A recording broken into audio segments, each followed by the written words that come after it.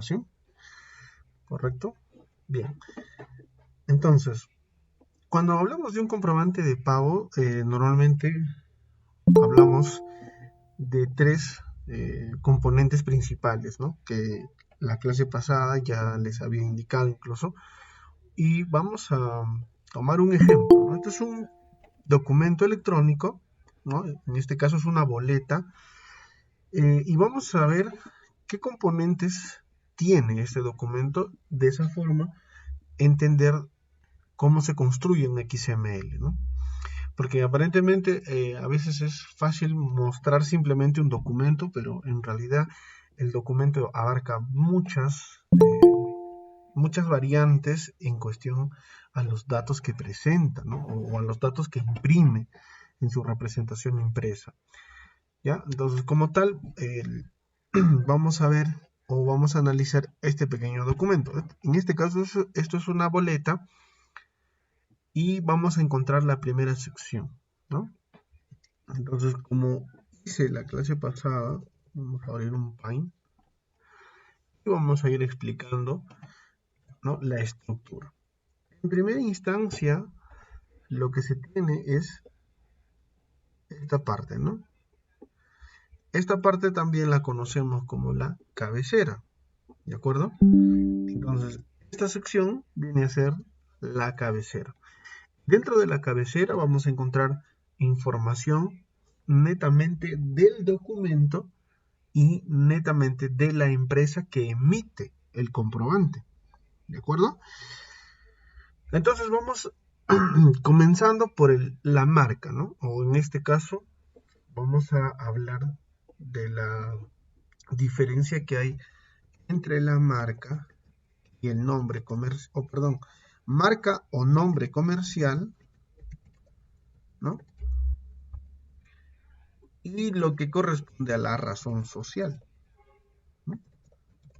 Entonces, son dos cosas muy diferentes, ¿no? Razón social viene a ser el nombre, en este caso, de la empresa, ¿no? El nombre de la empresa, y esta obviamente va relacionada a un número de RUC, ¿no? Puede ser un RUC con 10 o puede ser un RUC con 20, ¿no? 20 para empresas jurídicas y 10 para personas naturales. Sin embargo, cada empresa puede tener dentro de su estructura un montón de marcas, ¿no? Y la marca, en este caso, es el nombre comercial con el que va a dirigir un negocio. En este caso, yo tengo acá, ¿no? Este vendría a ser la marca o el nombre comercial, ¿de acuerdo? ¿Ya? Y, a ver, me permite un momento. Ya. Entonces les decía, este de aquí viene a ser, ¿no?, la marca o el nombre comercial, y la razón social es esta que se encuentra acá, ¿no? Son dos formas de identificar el documento electrónico, ¿ya? Ahora, ¿es obligatorio que alguien tenga ambas? Es decir, ¿es necesario que una empresa cuente con razón social y marca? No siempre, ¿no? No siempre. Lo que pasa es que hay empresas que por diferentes rubros han seccionado el mercado de forma que tienen una marca de producto. En el caso de, a ver, un ejemplo. A ver, imagínense que Coca-Cola, por ejemplo, es una marca en realidad, ¿no? Es compañía Coca-Cola Company, si mal no me equivoco. Pero tiene varias marcas, ¿no? Dentro de las cuales una de ellas es Coca-Cola, otra es Fanta, Coca-Cola, Sprite, ¿no? Entonces, ven cómo va segmentando sus marcas. Entonces, algo similar pasa en este rubro. La razón social viene a ser el nombre de la empresa, sin embargo, puede tener un nombre o marca comercial que lo diferencia, ¿no? Luego, esa es la primera parte en la que tenemos los datos de la empresa que emite el comprobante electrónico. Entonces, es necesario tener un RUC, razón social, nombre comercial o marca opcional, ¿ya? No es obligatorio, es opcional. Segundo enfoque es el tema de la dirección y código de ubijeo, ¿no? Si bien es cierto, no aquí no está impreso el código de ubiceo, sin embargo hace referencia a un sitio geográficamente ubicado, es decir, tiene un código de ubiceo, ¿ya? Entonces es necesario también que tenga la dirección y el código de ubiceo, que lo podemos encontrar en esa parte. Luego tiene otra gama de información del emisor. Bueno, adicionalmente a ello podemos decir el tipo de moneda en la que se va a trabajar, si es que la empresa tiene, ¿no? En este caso un RU con 20 o un RU con 10, ¿ya? Y habíamos complementado diciendo que la cabecera del documento tiene también información del documento, ¿no? En este caso, esa información o cuál es la información de nuestro documento. La información de nuestro documento pues es el tipo de comprobante, en este caso boleta de venta, ¿no? Ahora quiero que me acompañen a revisar el Excel de ajustes y validaciones que se les pasó la clase pasada en los archivos, ¿no? Y nos dirigimos justamente al catálogo número 1, ¿ya? Y en el catálogo número 1 vamos a encontrar una lista que dice código de tipo de documento y ahí encontramos, ¿no? Para factura es el código 1, para boletas código 3, liquidación de compra código 4 y así, vean. Entonces, de todas estas, ¿cuáles son las tradicionales o lo que normalmente un desarrollador implementa? Pues son factura, boleta, notas de crédito, notas de débito y guía de remisión remitente.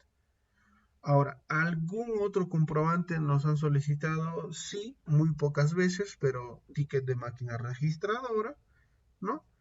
Recibo de servicios públicos y lo que son comprobantes de retención y percepción, ¿no? Pero el resto de documentos, si los necesitáramos, pues acudimos a nuestro catálogo y vemos, ¿no?, cuál es la codificación. Entonces es la forma en la que necesitamos entender esa parte. Luego tenemos, ya, ahora, algo que quería aclarar aquí es, siempre hay que tener en cuenta que dentro de la normativa la factura dice 01, ojo, no 1 nada más, sino el 0 delante, 01. Para boleta igual, no simplemente 3, sino 03. Eso es algo que debemos de tenerlo en cuenta. Y por lo mismo, entonces, este documento que les presento es un documento tipo 03, o sea, una boleta de venta. Ahora, hay algunas personas o digamos algunos desarrolladores que por algún motivo quieren, ¿no?, mostrar la serie y el correlativo en dos campos diferentes o los almacenan así, serie en un lado y la numeración en otro lado.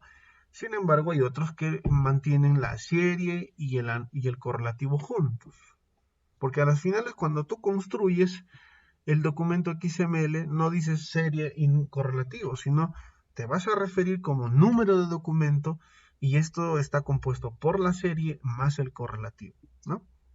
Ya eso también depende de cada gusto, ¿no? Si es que tú quieres mantener el almacenamiento primero la serie y en otro campo el correlativo, no va a haber ningún problema ahí, ya solo tenerlo en cuenta al momento de la construcción, ¿de acuerdo?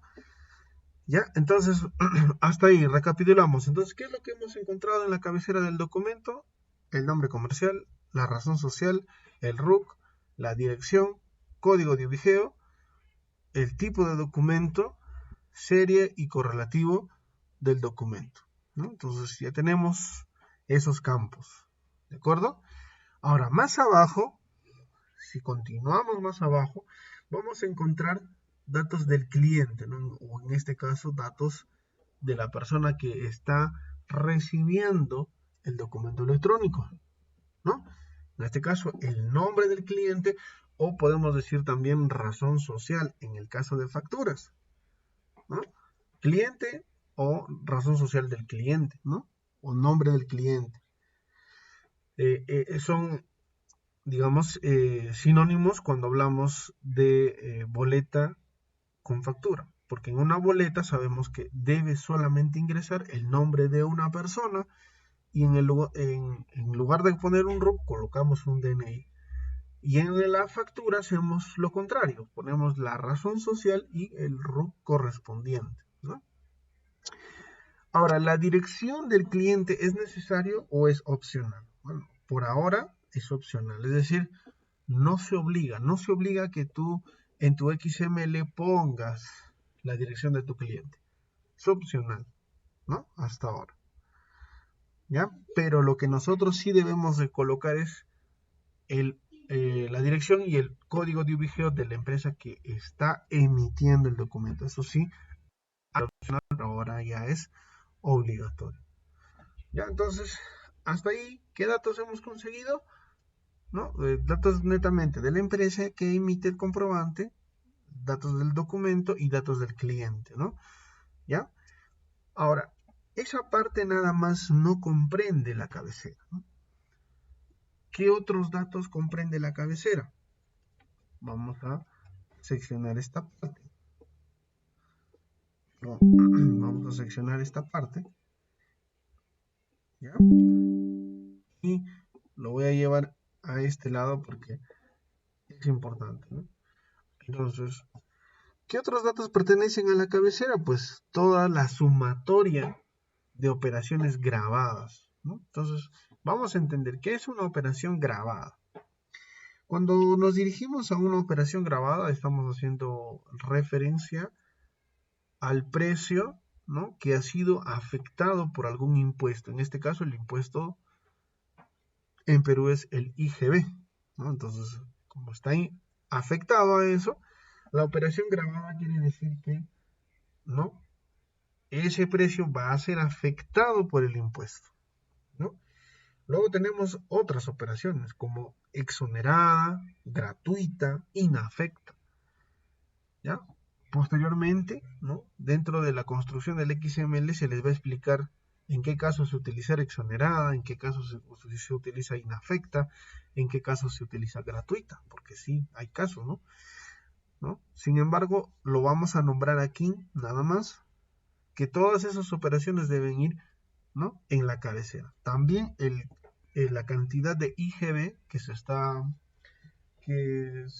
imponiendo en este documento y el total, ¿no? El total viene a ser la sumatoria de todas las operaciones y más los impuestos, obviamente, ¿no? Es decir, lo que al final el cliente tiene que pagar. Bien, entonces hasta ahí, esa es la primera parte o la primera instancia de todo documento electrónico. Bueno, eso es a simple vista lo que nosotros podemos identificar en ese documento. Sin embargo, quiero que revisemos en el modelo y nos centremos en la tabla cabecera, porque ustedes van a ver que existen diferencias, sí, algunas diferencias, y las tenemos por acá. Y vamos a explicar, ¿no? Porque si se dan cuenta, la tabla cabecera es bastante amplia, tiene un montón de datos y vamos a explicar por qué la necesidad de todos esos datos, ¿no? Porque a simple vista habremos capturado a lo mucho ciertos campos que a lo mucho creo que suman unos 15 o 20 campos, pero sin embargo en nuestra base de datos nombramos varios, ¿no? Son varios y vamos a identificar eso, ¿no? ¿Por qué lo hacemos así? Porque obviamente la facturación electrónica tiene que ser dinámica, entonces te debe permitir a ti tener toda la personalización con la que tú más adelante puedas darle mantenimiento a ese software y puedas hacer cambios que SUNAT te pide o cambios en la facturación si es que se da más adelante. Entonces tenemos la primera que es docu-código. Esto se refiere al código del documento que va a estar identificado como la llave primaria de tipo autoincremental, ¿no? Pero por reglas de diseño de base de datos ya sabemos que es la primary key, ¿no? Luego tenemos un campo denominado ID externo. El ID externo en este caso es el resumen de lo que va a tener tu documento electrónico. Es decir, si es que trabajas con diferentes sucursales, si trabajas con diferentes... Puede hacerle un poco de zoom, ya, okay, que no se observa bien. Ya, ahí, ¿bien?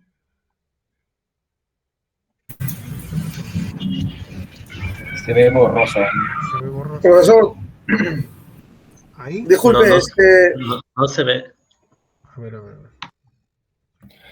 Creo que si le dan zoom sin darle en la pantalla completa, sí se puede apreciar. Igual yo tenía ese problema y le di zoom desde el navegador y ya se ve mejor.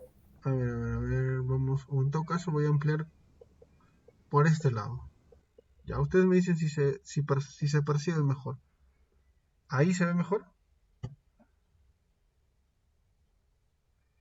sí, sí, está bien, está bien. Ahí sí, ahí se ve. Correcto, entonces mejor así.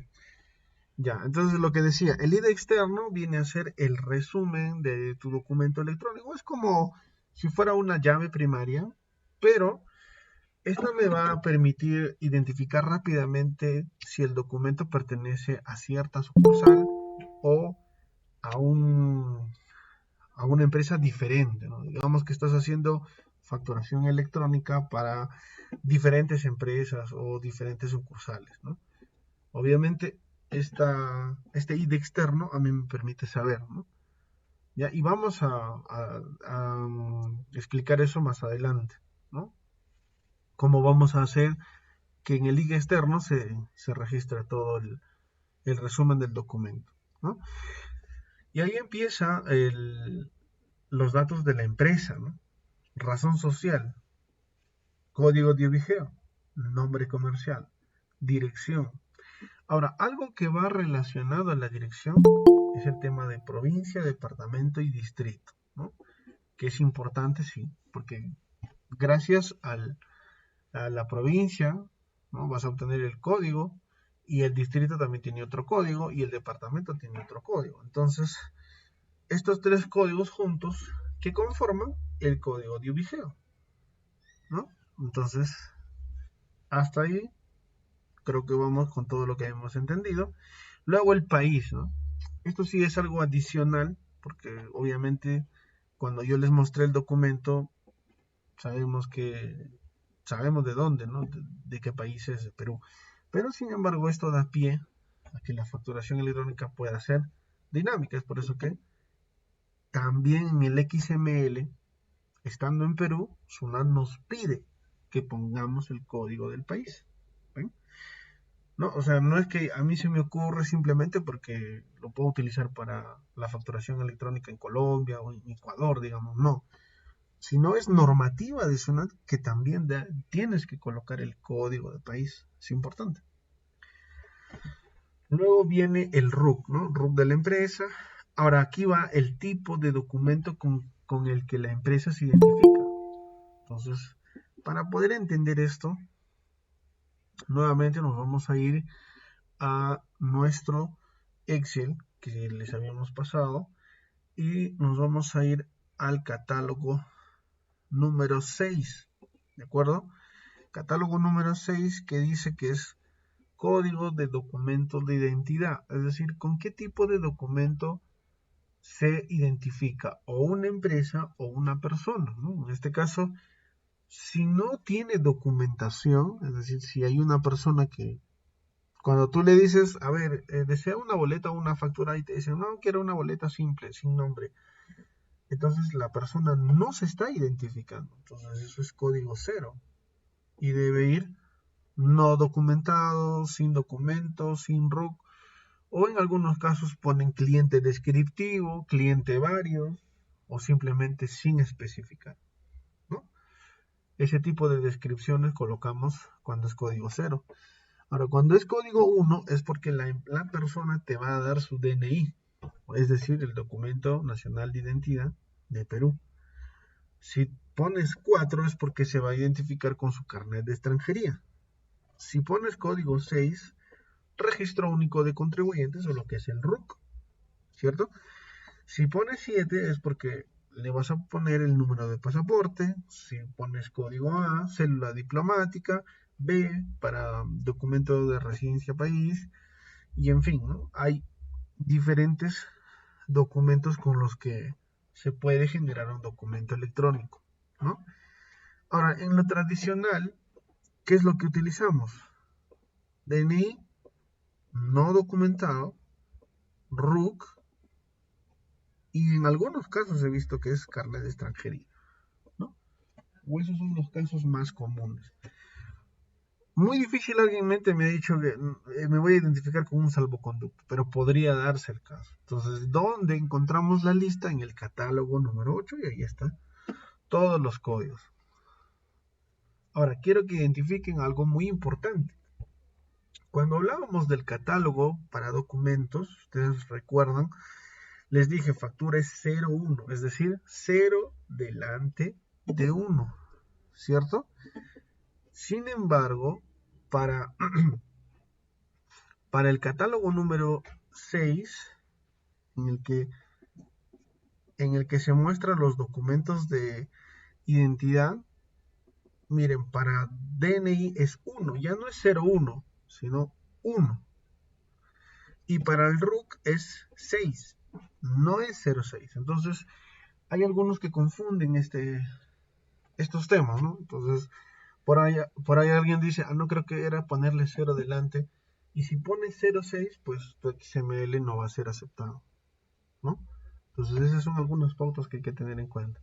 Por eso es importante acudir a nuestro Excel siempre que no estemos seguros del código y verifiquemos siempre, ¿no? Entonces, ya tenemos 6 para RUC, 1 para DNI, 4 para carnet de extranjería y 0 para alguien que no quiere, simplemente quiere salir sin documento, ¿no? Entonces, ese es el código que nos solicita acá, empresa tipo documento, es decir, con qué documento se está identificando la empresa, pues con su RUC. Entonces, ¿eso qué quiere decir? Que debería ir ahí el código 6, ¿correcto? Luego viene el número del documento, ¿no? El RUC de la empresa, ¿no? El RUC. Luego pasamos con los datos del cliente. Igual te pide, ¿no? Tipo documento del cliente. Entonces, si se van a identificar con su DNI, acá será código 1. Y en cliente número quería el número del DNI. Y en cliente nombre, el nombre del cliente. ¿Correcto?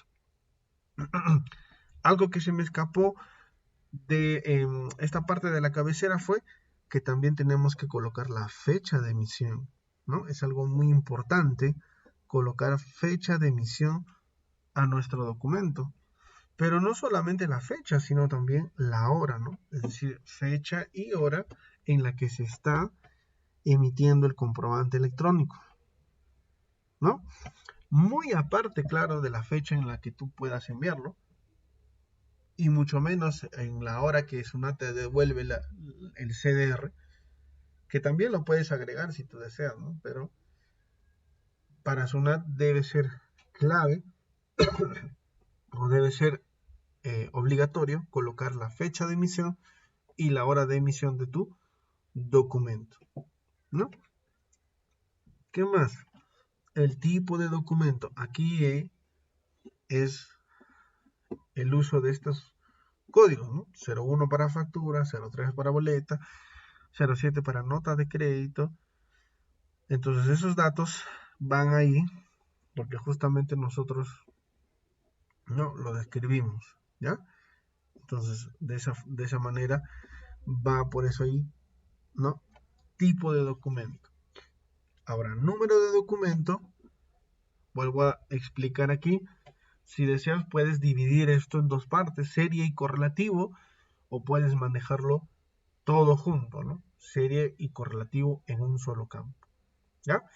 Algo que también es obligatorio, que bueno, se nos pasó aquí, no, o creo que sí lo mencioné, es el uso de la moneda.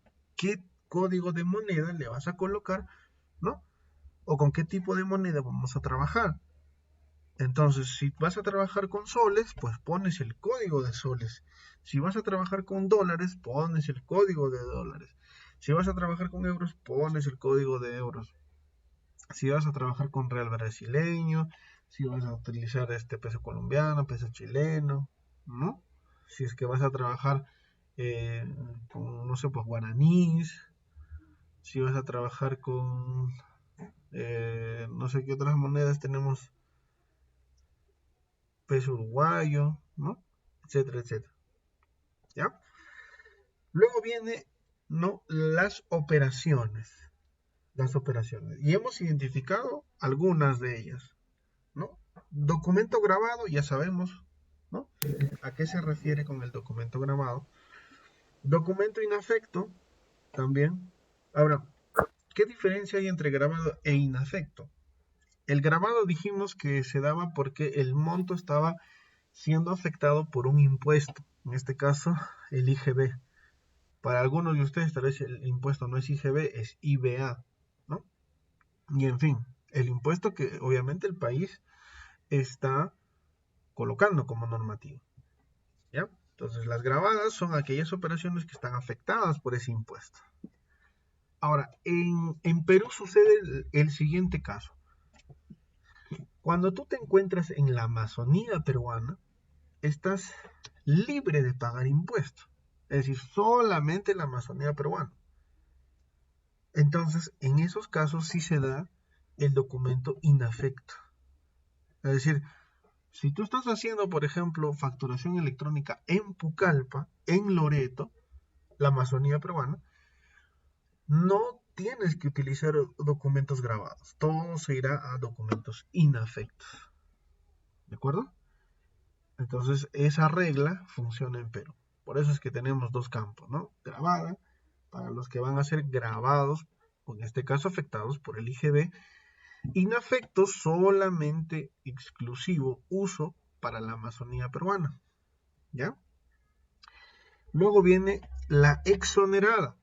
Ahora, la exonerada es similar a la inafecta, solo que hay ciertos productos que a nivel nacional están libres de IGB. ¿De acuerdo? ¿Ya? Entonces, les decía entonces, ¿no?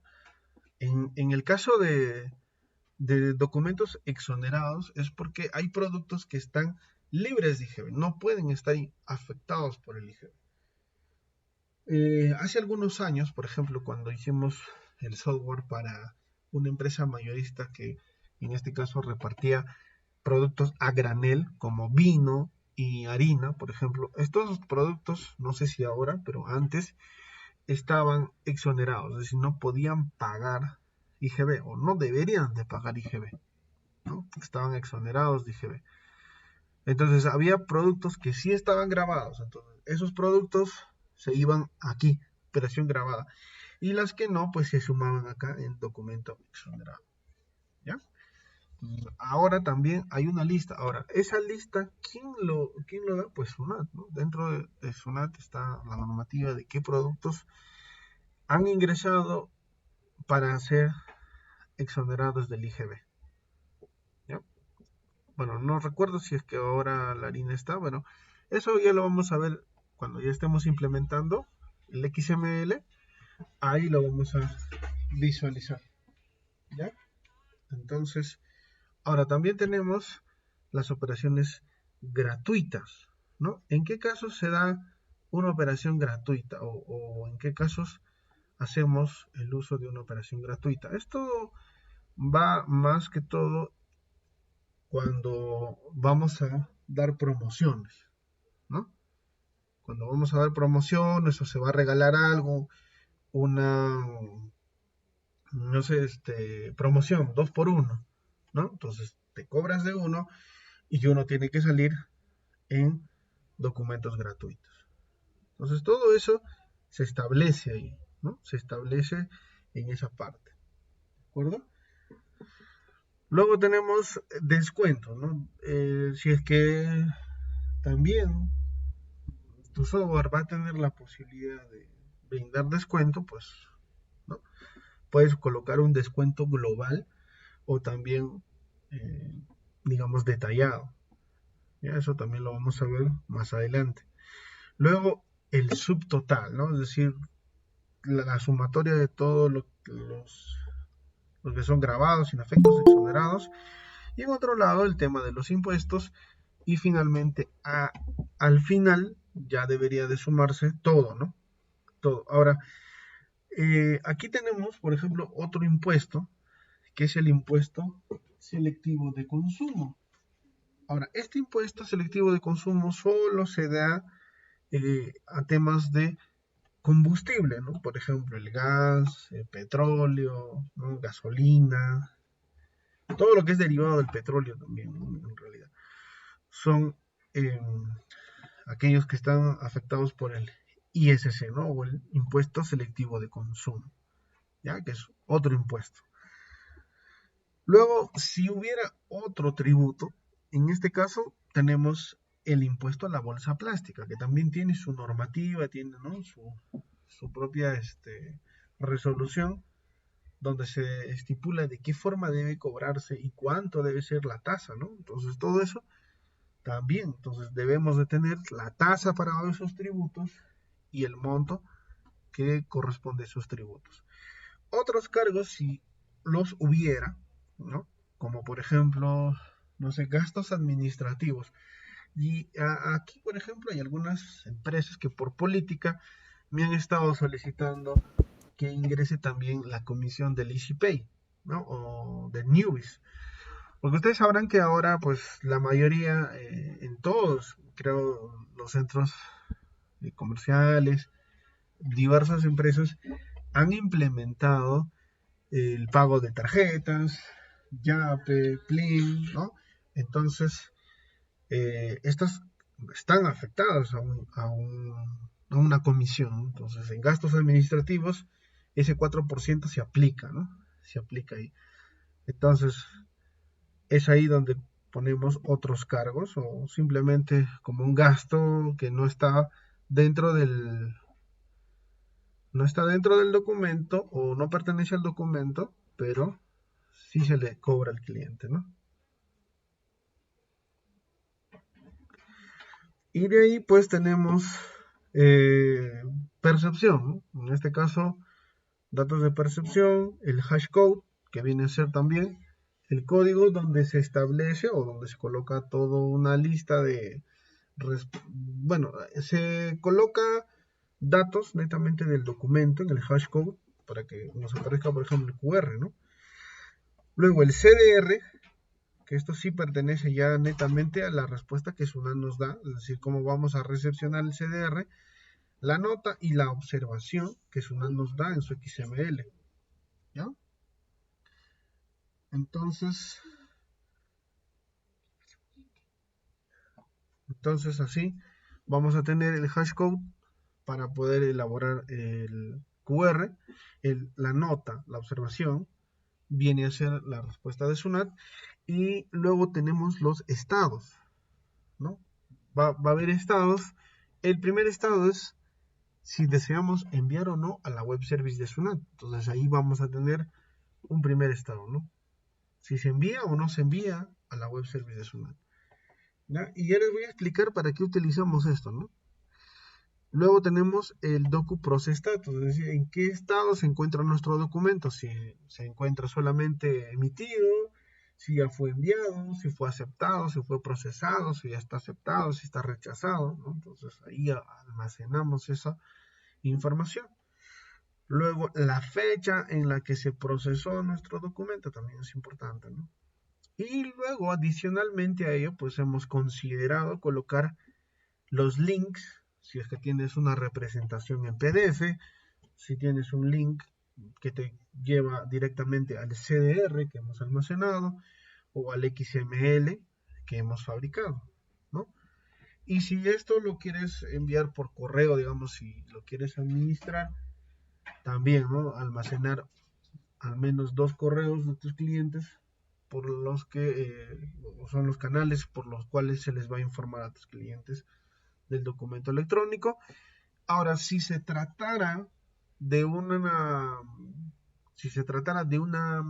nota de crédito, esto tiene sus documentos referenciados, ¿no? Cuando tienes una nota de crédito es porque va relacionada a otro documento. Entonces, ¿qué tipo de documento es el que está referenciando y cuál es el número de ese documento y cuál es el motivo del por qué estás anulando ese documento, ¿no? Entonces, estos 3 últimos campos son exclusivos para una nota de crédito. ¿Ya? Entonces así funciona. ¿Ven? Así funciona. Entonces son alrededor de 50, creo que son 50 campos en total los que contiene la tabla cabecera, ¿no? Entonces es por eso que hemos emprendido toda esa parte. Ahora, lo siguiente es revisar el detalle, ¿no? Entonces, si regresamos a nuestro documento que les estaba mostrando, vamos a encontrar esta sección.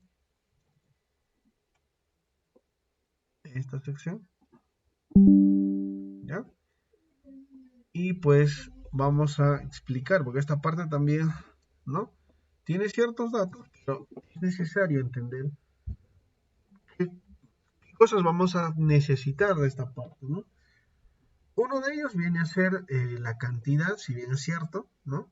La unidad de medida es importante, la descripción de tu producto. Ahora aquí no lo está de forma explícita, está de forma implícita, pero el código de tu producto, ¿no? O el código de producto SUNAT también es necesario.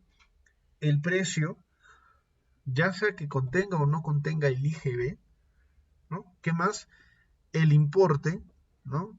Que viene a ser la multiplicación de tu precio unitario por las cantidades que estás, ¿no? En este caso llevando. Y esto por cada detalle, ¿no? Entonces imagínate que si fuera el software de un market, pues acá sería, digamos, una leche, un yogur, una gaseosa, una galleta, una harina, un aceite. Entonces, de cada uno de estos detalles vas a tener cantidad, unidad de medida, descripción, código de barra o código de producto SUNAT, precio unitario y el importe. Entonces es importante capturar toda esa información. Sin embargo, si revisamos la tabla que tenemos aquí, ¿no? Vamos a encontrar que nuestra tabla de detalle efectivamente tiene, ¿no? Primero su primary key, ¿no? Porque sabemos que es necesario que se lleve una llave primaria para cada ítem. Lo segundo es de qué cabecera viene esto, ¿no? O de qué documento viene este detalle. Entonces es importante, son los dos códigos que nos van a permitir identificar. Luego viene el orden, ¿no? El orden, es decir, cuando tú compras en un supermercado normalmente tienes, digamos, una lista de ítems, ¿no? Digamos 10 ítems. Entonces cada ítem debe ir enumerado en SUNAT. Es decir, tú no puedes colocar simplemente los datos así sueltos, no, tiene que ir en orden. Producto 1, producto 2, producto 3, 4, 5. Entonces es importante el ítem orden, ¿ya? Ahora, en nuestro documento aquí está implícito, ¿no? Está implícito. Pero sí tiene que tener el orden. Segundo, la unidad de medida. Hay una tabla que también se les va a mostrar más adelante de todas las unidades de medida que debemos de utilizar, ¿no? Y es importante también recalcarles que las unidades de medida no son como en el sistema internacional, ¿ya? Porque en el sistema internacional de medición utiliza otras siglas, otra nomenclatura. Para SUNAT y para el resto de países, en la función al VL que hablamos la clase pasada, la tabla para unidades de medida es otra, ¿no? Y les vamos a mostrar cuáles son, ¿ya? Luego tenemos la cantidad, y eso sí creo que ya lo tenemos aquí impreso incluso, ¿no? Aquí se muestra, por ejemplo, la cantidad. Eso es algo que ya viene, creo que tradicional en todo comprobante vamos a encontrar que se imprima la cantidad porque es necesario. El código del producto. Acá también lo tenemos de forma implícita, no hay código de producto, pero para SUNAT sí o sí debe haber un código de producto. O es el código de producto SUNAT, o es el código en el que el producto lo tienes dentro de tu sistema, lo has generado tú, lo ha generado el propio software, o es su código de barra, ¿no? Pero la cuestión es que debe haber un código de ese producto. Su descripción. Ahora, el tipo de afectación. Si bien es cierto, acá no tenemos, ¿no? No está, no se muestra aquí el tipo de afectación que tiene. Ahora, el tipo de afectación solamente puede ser de dos, ¿no? Entonces, a eso se llama operación onerosa o la operación no onerosa, ¿no? Cuando hablamos de operación no onerosa, estamos hablando que es un producto que no va a ser afectado, simplemente, ¿no? Y en el caso de que pongamos que está afectado, es el impuesto por defecto. En este caso, ¿quién es el impuesto por defecto? El IGB, ¿de acuerdo? Wilder nos hacía una consulta. ¿Hay algún límite para ítems? En el detalle no hay límite, no hay límite. Puede ser la cantidad bueno, en realidad no he probado, ¿no? Porque lo máximo en ítems, por ejemplo, que yo he enviado a Sunat ha sido de 150, ¿no? Y me pasó sin problemas. Y en realidad no creo que haya un límite, solo que recuerda que mientras más ítems tengas, obviamente tu XML se convierte un poco más pesado. Entonces, no sé si es que eso, cuando Sunat esté en colapso, pues a veces pueda funcionar o no, pero yo creo que en realidad no debería haber, no tiene en realidad un límite, ¿no? Ahora, en algunos casos, ciertos softwares he visto que le ponen límites por el tema del papel, ¿no? Porque ustedes saben que cuando utilizas una etiquetera ya predeterminada vienen, ¿no?, los tamaños máximos en las que se debe imprimir un ticket. Ahora, si son cintas, por ejemplo, ¿no? Bueno, las cintas en algún momento me imagino que podrían fallar, porque me imagino una cinta de 2 metros, ya no creo, ¿no? A lo mucho yo he logrado imprimir en un ticket algo de 1,50 m, ¿no? Tremendo el ticket, pero bueno, son pocos incluso los casos que se dan así, ¿no? Ahora, nos hacen otra consulta en referencia a los resúmenes diarios, ya, correcto. Sunat te dice que en un resumen debes de colocar máximo 500 comprobantes. No puedes colocar más. Es decir, si tú tienes 1000 comprobantes, entonces los envías en 2 resúmenes, 500, 500, ¿no? Si tienes 800, en uno envías 500 y en el otro envías 300. Ahora, si quieres balancear la carga, pues lo partes, ¿no? Digamos 400, 400, no hay problema, ¿no? Entonces, en los resúmenes diarios máximos, una te va a aceptar 500 comprobantes, ¿no? Y eso sí, tienes que tener cuidado, porque muchas veces me ha pasado, ¿no?, que cuando superan los 100 comprobantes en un resumen, Sunat ya no te devuelve el CDR, ¿no? Porque colapsa, ¿no? Te recepciona el resumen y cuando te envíe la respuesta, supuestamente ya te dio la respuesta, abres el archivo zip, pero vas a encontrar el zip vacío, con error.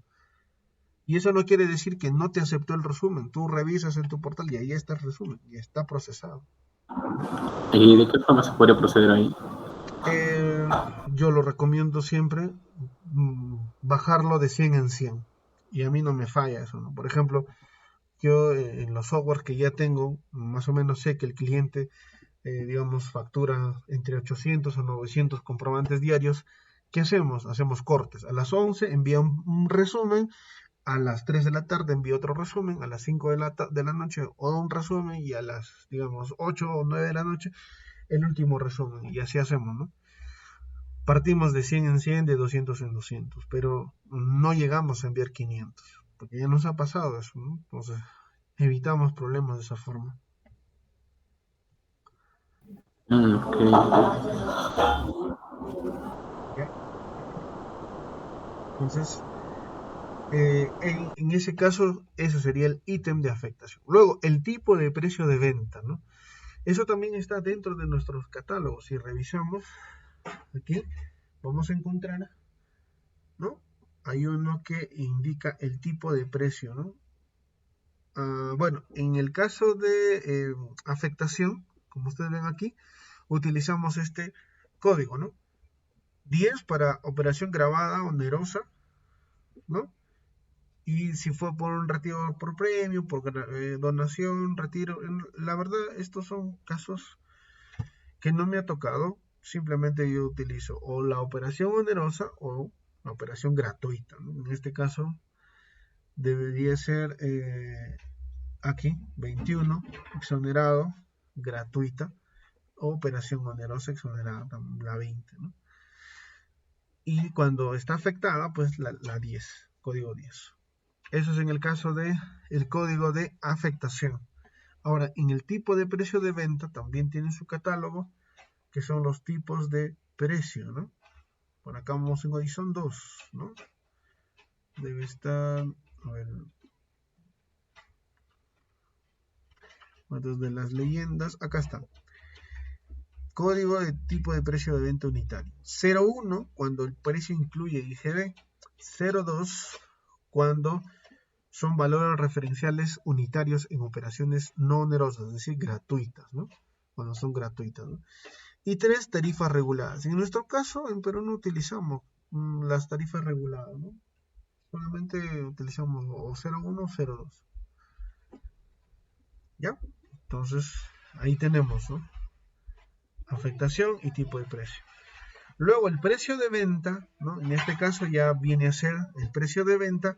Si tú colocaste aquí que la afectación es 10, entonces pones ahí el precio de venta. Si tu afectación no es 10, entonces colocarás el precio de venta no onerosa, que es el otro caso, el que no está afecto al impuesto, ¿no? Luego los subtotales, el IGB y el precio de venta sin IGB. Eso se da en el caso de que de la afectación 10, obviamente, ¿no? Entonces son campos que vamos a ir, ¿no?, utilizando en algunos casos sí y en algunos casos no, ¿no? Entonces hay ciertos indicadores que nos van a decir qué datos se van a necesitar para la construcción de estos XML, ¿no? ¿Ya? Luego tenemos otra tabla, la leyenda, ¿de acuerdo? Cuando hablamos de leyenda es dato adicional que maneja un documento. Todo documento debe tener al menos una leyenda, ¿no? En el caso donde está la leyenda se encuentra aquí. El monto en letras. Eso es una leyenda, ¿no? ¿Y hay código para leyendas? Sí, y lo tenemos acá. Por acá debe de estar el código de leyendas. A ver. Grabado, código. Acá está, ¿no? Catálogo número 15. Códigos para las leyendas. Ahora, cuando se trabajan las leyendas, el monto en letras tiene el código 1000, ¿no?, por defecto. Si haces comprobante de percepción, debe tener una leyenda, ¿no?, con código 2000. Si son bienes transferidos en la Amazonía, igual, ¿no? 2001. Y acá están. Pero estos son ciertos casos, ¿no? Casos en realidad exclusivos. No son tradicionales, no es lo que hace normalmente una persona. Son casos especiales, ¿no? Por ejemplo, contratos de construcción ejecutados en la Amazonía peruana.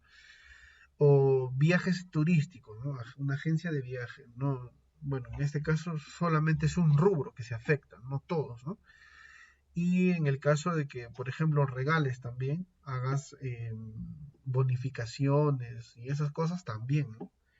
Cuando obsequias cosas debe estar dentro de la leyenda, ¿no? Entonces es por eso que necesitamos una leyenda. Y ahí colocamos, al igual que en la tabla de detalle, debe haber un primary key que identifique la leyenda y el docucódigo para saber de qué documento proviene, ¿no?, el código de la leyenda y el texto.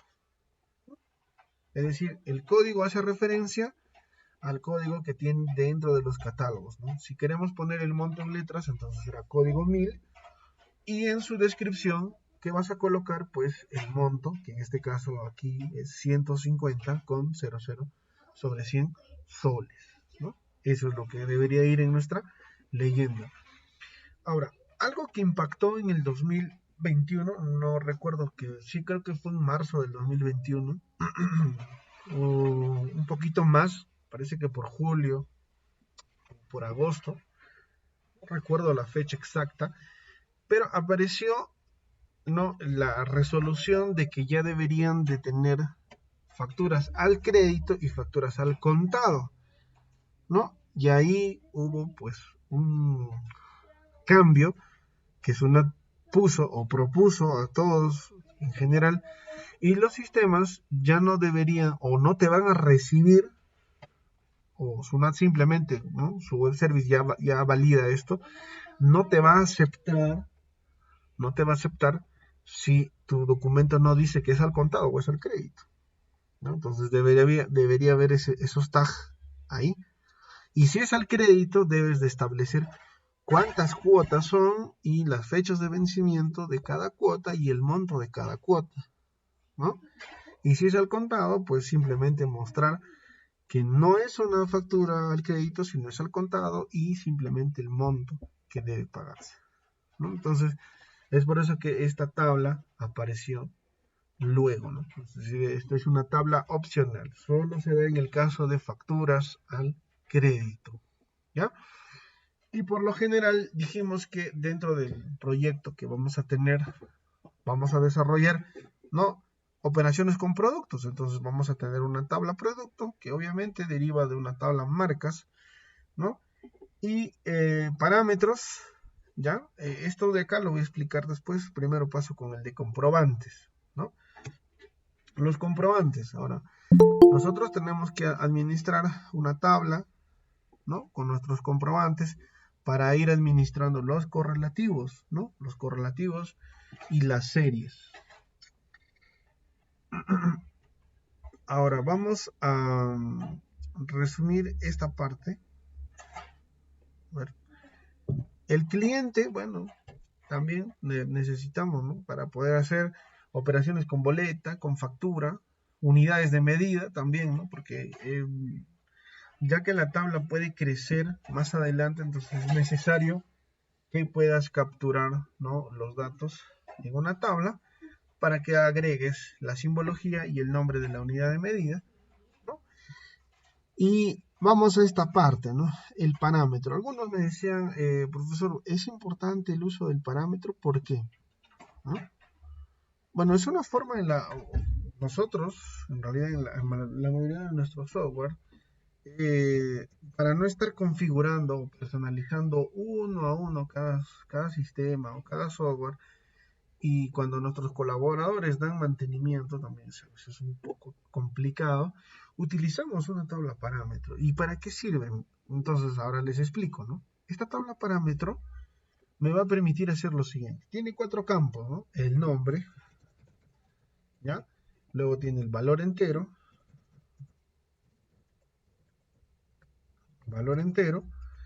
¿no? Valor decimal y valor string, ¿no? El valor string. Entonces, dentro de esta tabla, ¿qué es lo que hacemos? Por ejemplo, yo le digo IGB, el IGB, ¿cuánto de valor en decimal tiene? 0.18, ¿no? ¿Cuál es el nombre de la que salga en la facturación? 18%. De esta forma, ¿no? Si en algún momento esto cambiara, pues simplemente cambiamos en el parámetro y digamos, bajó a 17, entonces cambio acá y su representación también sería así. Y eso generaliza todo el sistema y nos ayuda, ¿no? Entonces, para eso sirve la tabla parámetro. ¿Qué más? ¿Para qué otra cosa utilizamos la tabla parámetro? Por ejemplo, en el tema de usuario, ¿no? Usuario sol. Usuario sol, ¿no? Aquí almacenamos el usuario. En este caso, por ejemplo, System 1 puedo colocar, ¿no? La clave sol, ¿no? Entonces, la clave sol, y ahí le damos la clave que le colocamos. Entonces, si en algún momento cambia el usuario, simplemente nos dirigimos acá y hacemos los cambios respectivos. Entonces, para eso nos sirve la tabla parámetro, ¿no? Para poder colocar, como dice su nombre, ¿no? Su nombre mismo en la tabla dice para poder colocar ciertos parámetros que configuren el sistema y que funcione de forma dinámica, ¿no? Entonces, si cambiaste de cliente o si la empresa dio de baja su RUC, puso otro RUC, no tienes que hacer el cambio en todo el sistema, basta ir a la base de datos, haces un par de cambios y funciona, ¿no? Entonces eso ayuda mucho ya al momento de la construcción. A ver, muy buena pregunta. Richard nos dice, ¿por qué en la base de datos no está relacionada producto, detalle, cliente con cabecera? Correcto. Ahora, quiero enfatizar esto, bueno, y gracias por la pregunta en realidad.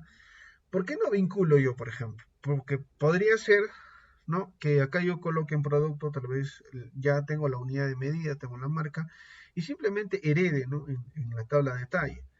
Sino que lo que pasa, o igual, ¿no? En el tema de clientes, ¿por qué no hago esto?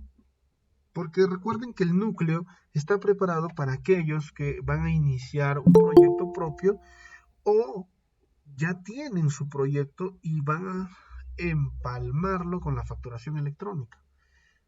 Entonces simplemente ellos van a tomar ciertos, ¿no? Entonces si la tabla de detalle te permite, tal como está, lo pones, lo pruebas y funciona, perfecto, ¿no? Entonces es por eso que no hago la relación, ¿no? Ya, es porque quiero mantener el núcleo de la facturación intacta y que sirva para cualquier otro software. Si es que quieres, no sé, pues consumirlo desde otro lenguaje de programación, o si ya tienes una base, tienes un software que está hecho en escritorio y te falta la facturación, o en todo caso quieres modernizar algo, o simplemente quieres comprender lo que es, ¿no? Todo en referencia a la facturación electrónica, entonces es por eso que no relaciono, lo mantengo intacto, ¿no? Por eso que en realidad el núcleo de la facturación electrónica no necesitaría de productos, ni de parámetros, ni de marcas, ni de comprobante, ni de cliente, ni unidad de medida. Solamente lo que está relacionado es lo que necesita la facturación. Cabecera, detalle, leyenda y pagos. Lo único. Con esas 4 tablas tú generas tu documento electrónico, tu XML. Entonces alimentas esas 4 tablas y generas tu documento. Simple. Entonces, si tú ya tienes un software, qué es lo único que haces? Tomas las 4 tablas que te voy a dar y el resto lo desechas. Pero si no tienes, digamos, el núcleo y quieres empezar, bueno, ahí sí tendrías que normalizar, como dice tu compañero, necesitarías relacionar y hacer ahora sí, ¿no? Bien, entonces es por eso, porque yo quiero mantener intacta la parte de la facturación electrónica, es por eso que no lo relaciono, pero, ¿no? Es muy buena tu observación. Bien, continuamos entonces. ¿Alguna consulta? ¿Algo que esté quedando al aire? Tal vez alguna pregunta, por favor. ¿Ya? Antes de generar el script, pasar luego a ver otros temas. A ver, por favor. En general creo que bien, ¿no? Nadie, ninguna consulta hasta ahí. Ya, entonces, No, todo bien. correcto. Pasamos entonces y hacemos, a ver, ¿alguien levantó la mano? A ver, por favor. David. Muy buenas noches. Sí. ¿Qué tal? Una consulta. Y para el tema de las compras, ¿Sunat también utiliza algún comprobante o no sería necesario ya? No, para el tema de compras, en realidad ya es manejo interno, ¿no? A menos que tengas comprobantes de percepción o retención, eso sí creo que tendrías que ya coordinar con un contador si es necesario, ¿no? Vincularlo a algún asiento contable. He visto que en algunos casos hacen eso, ¿no? O cuando también tienen el inventario valorizado, ¿no? O el Cardex valorizado, creo que se llama eso, ¿no? Entonces, ahí sí, en esos casos, ¿ya? Wilder también nos hacía otra pregunta, nos dice, ¿los nombres de los campos son con los de la SUNAT? Así es, o sea, nosotros estamos respetando, ¿no? Toda la normativa en realidad de SUNAT. Entonces, los campos que se colocan ahí, que se ponen ahí, es porque SUNAT obviamente lo establece en su normativa. Oscar, levantó la mano, a ver. Sí, buenas noches, ingeniero. Sí, pues la duda es, por ejemplo, si esos campos son para el SUNAT, pero los campos para el tema de las demás instituciones, pues, llámese SAT, Claro, por ejemplo, del lado de México, ahí van a variar, ¿verdad? Me imagino. en algunos casos, no todos, varían algunos campos, pero en su mayoría se mantienen, porque todos, en realidad, como les dije, van a manejar la misma estructura. Impuestos algunos que no van a estar afectos. En el caso de México, no sé si el término será exonerado o habrá otro término para aquellos productos que no van a ser afectados por el impuesto, ¿no? Pero sí, también se da.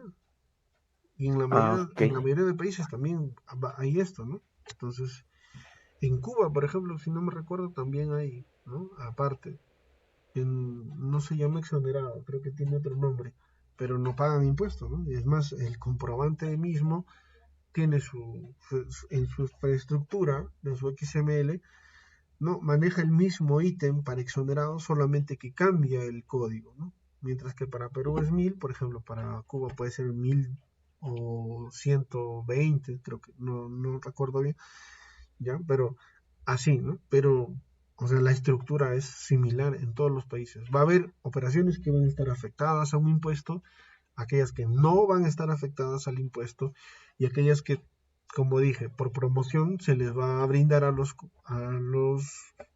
clientes y no se les debe considerar dentro del comprobante, ¿no? Ok, gracias. Perfecto. En algunos países se llama producto exento, correcto. Ahí está. Ese es el nombre, ¿no? Exento. Entonces, bueno, vamos entonces a migrar la base de datos. Ya, entonces, lo tradicional que conocemos, ¿no? Database, Forward Engineer, ¿no? Antes de eso vamos a poner el nombre, ¿no? A nuestro modelo. Creo que por acá no he creado voy a crear factura 2023, en nuestro caso, ¿no? Factura 2023. Ya, entonces lo voy a guardar así. Y ahora sí pasamos a generar, ¿no? Forward Engineer. Ya voy a utilizar mi localhost 3306, creo que mantenemos ahí. Le damos next. Ahí está el script, por si acaso lo guardamos, ¿ya? Y este script obviamente se les va a pasar, ¿ya? Voy a poner aquí factura 2023, para acordarme, ¿no? .sql, ya le damos next y ya se generó. Ya se generó nuestro documento y voy a cerrar esto. No se preocupen porque el modelo que también hemos hecho se les va a pasar, ¿ya? Se les va a pasar. Y bueno, vamos a conectarnos a nuestro host local y buscamos factura 2023. Y acá la tenemos. Ya está la base de datos aquí, ¿no? Entonces vamos a verificar nada más. Acá tenemos las tablas, ¿no? Cabecera, cliente, comprobante, detalle, leyenda, marca, pagos, parámetros, producto, unidades de medida. No tenemos vistas, no hay procedimientos, no hay funciones. Todo está correcto. Bien. Entonces eso sería la primera instancia, ¿no? La primera instancia de lo que vamos a hacer. No sé si está ahí, hay preguntas. Creo que todo bien, ¿no? Me dice por acá el ISC, Ronald Ramos, una consulta nos dice sobre el impuesto del ISC. El ISC viene a ser el impuesto selectivo de consumo. Impuesto no se aplica a todos los productos, solamente esto lo ven en el tema de transporte, ¿no? Sobre todo el tema de combustible, por ejemplo la gasolina, el gas, petróleo. Estos son insumos que están considerados como ¿no? productos que van a estar afectados por este impuesto. Y este impuesto obviamente al final se les retorna, ¿no? A los transportistas se les devuelve, digamos, este impuesto, ¿no? Ahora, normalmente es del 10%, sino o creo que cambió al 8%, no recuerdo bien. Ya en la normativa, cuando vayamos repasando, ahí vamos a encontrar el índice, ¿no? ¿Ya? Pero el impuesto selectivo de consumo solamente va afectado al tema de transporte cuando se trata de gasolina, petróleo, el gas, todo lo que es derivado del petróleo en realidad, ¿ya? Que produce energía, obviamente, ¿no? Davis dice, ¿el impuesto a la bolsa plástica es necesario que tenga su propio campo o puedes ingresarlo como otros tributos? Bueno, les decía yo que lo considero como otros tributos, ¿no? Como otros tributos, pero si deseas puedes crear un campo exclusivo y ponerle impuesto ICBP, ¿no? Impuesto a la bolsa plástica, no hay problema, ¿ya? Los catálogos de SUNAT no se reflejan en la BD. Bueno, no es que se reflejan en la BD, es decir, no está para que tú lo selecciones, pero sí va, ¿no? Por ejemplo, cuando hablamos de documento de identidad o documento, tipo de documento para una factura, vamos a necesitar el código 01. ¿Y eso dónde está en la base de datos? En el modelo, pues lo tenemos, ¿no? Lo tenemos acá, que dice docu tipo documento. Ahí va, ¿no? Ahora, no se preocupen si es que por ahí alguien dice, profesor, pero la verdad, usted nos va a pasar el script y nos va a pasar las tablas, pero yo no sé qué códigos voy a poner. No te preocupes, justo pasamos a ese punto. Todas las tablas, ya, que yo les he pasado y en el script, tienen comentarios. Por ejemplo, vamos a ver el primer comentario. Vamos a la tabla cabecera. Voy a darle un alter table, ¿ya? Un alter table. Y por acá nos vamos a ir a la opción de comentarios. Creo que por acá hay, a ver, un momento, columnas, aquí, ¿no? A ver, vamos aquí. Creo que es... Bueno, acá casi todos tienen, pero vamos en específico acá. Empresa tipo doc. ¿Ve? Ahí de ahí se ve. Tipo de documento de la empresa, en este caso 6, si vas a trabajar con RUC. Igual, vamos a docu tipo documento. En los comentarios te dice, mira, utiliza 01 para factura, utiliza 03 para boleta, utiliza 07 para nota de crédito. ¿Ven? Si vamos acá, por ejemplo, acá te dice, ¿no? Para docu documento, también te da las pautas, ¿no? Creo que no se ve ahí en completo, pero ahí te dice, ¿no? Vean. Para las series de la factura debe empezar con F, para la boleta debe empezar con B, para las retenciones con R, para la nota de crédito y débito debe ser FC, para una boleta pues es BC, ¿no? BC. Para factura es FC y para boletas BC, ¿no? Entonces ya ahí te dan las pautas. Ahora, si vas a documento grabado, igual te dice, ¿no? Es el importe grabado al IGB. Si vas en inafecto, ¿qué te dice inafecto? Si es exonerado, gratuito, si hay un descuento. Ahora, en el tema de la tasa del IGB, te dice es igual 18%. Si es ISC, bueno, la tasa que es variable, otros tributos.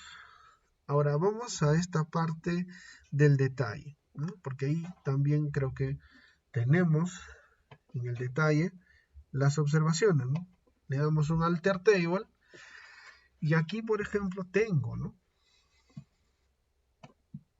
Por acá debemos de tener, a ver, este de acá, afectación. Tipo de afectación, creo que ahí no lo menciono, ¿no? Ya, bueno. Pero tipo de precio, acá también te dice, ¿no? Código de tipo de precio, catálogo número 16. Precio de venta, sin IGB. Las operaciones onerosas son aquellas que son gratuitas. La unidad de medida, bueno, acá nos falta, ¿no? Bueno, pero lo vamos a detallar, claro, ¿no? Pero, sino que en ciertos puntos hemos colocado esos comentarios. ¿Para qué? Para que ustedes ya lo quieran revisar, ¿no? Entonces todo eso va documentado de esa forma. ¿De acuerdo? Perdón, ingeniero, una pregunta. ¿Puede repetir el ejercicio para visualizar esos comentarios, Ya, por favor? correcto, sí. Benjamín nos dice, es recomendable almacenar las integraciones con SUNAT en un archivo log, en una tabla log para tener algún tipo de visibilidad. Bueno, en realidad, nosotros cuando, cuando emitimos o cuando nos conectamos a Sunat, en realidad lo hacemos por una autentificación que ellos te brindan, ¿no? O sea, te dan acceso mediante su web service, un ambiente, pero no te van a decir en algún momento, a ver, ¿a qué hora lo enviaste? No, no, no. O sea, a Sunat lo único que le va a interesar es si tú mantienes el archivo CDR. Es lo único, ¿no? Muy pocas veces me han dicho, a ver, ¿no? Dime si es que, o cuando quieran hacer una auditoría me van a decir de qué forma te conectas. No, eso son algunas cosas que no lo piden, ¿no? Cuando se refiere a recuperar los logs de errores, bueno, cuando tienes los logs, sí. Bueno, eso, ¿qué te digo? Son respuestas en un archivo XML, ¿no? Obviamente, en el taller lo vamos a ver a modo consola, cómo viene. Porque toda la estructura en XML no son iguales. Bueno, fuera que Suna tenga una respuesta, ¿no? Con su estructura ya definida y te diga, en esta parte te voy a enviar el error y en esta parte te voy a enviar la visualización del error. En algunos casos lo hace así y en algunos no. En algunos simplemente te dice, no se puede leer ni parsear el documento, nada más. Y no te detalla dónde es el error, ¿no? Entonces, por más que recuperes el log, no vas a poder entender dónde es el error. En algunos casos sí te los da, ¿no? Bueno, pero eso ya lo vamos a ir viendo cuando vamos golpeando Sunat y vamos viendo, ¿no? La administración de errores. Ahora, Javier nos dice, ¿qué versión de MySQL? La versión de MySQL que, bueno, yo recomiendo es, la que yo uso actualmente es la 5.6 o la 5.7, ¿no? Entre esas dos versiones. Ahora, ¿por qué no utilizar otra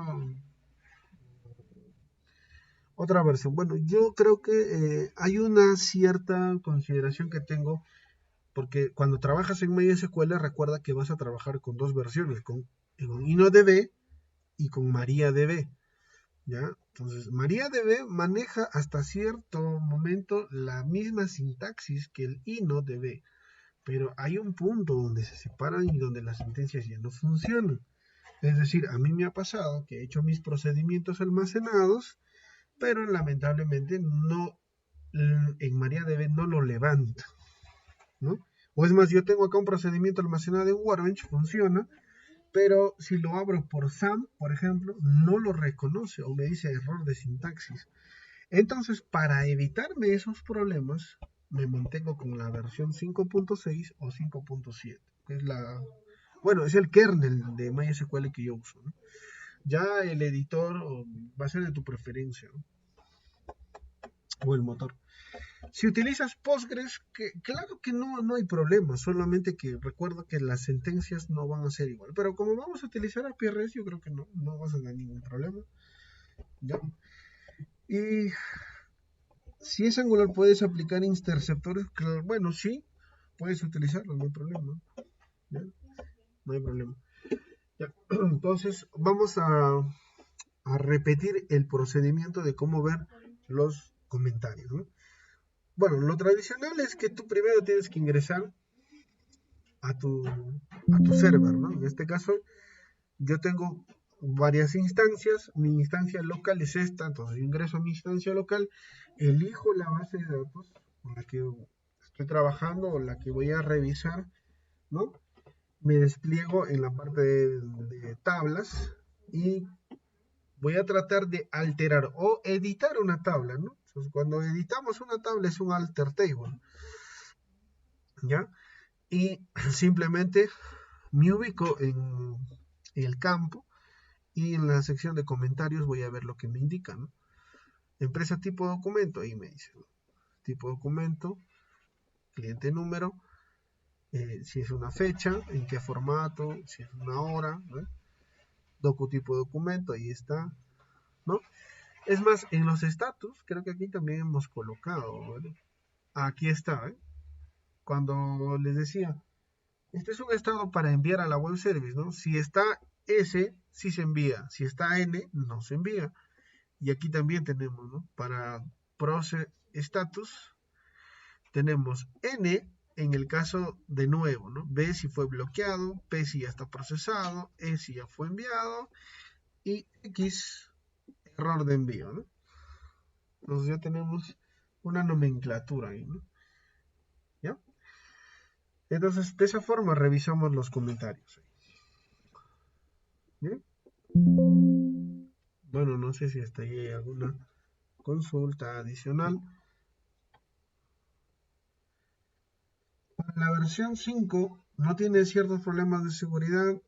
Bueno, a ver, como cuando hablamos de temas de seguridad hay un montón, ¿no? Es muy amplio, ¿no?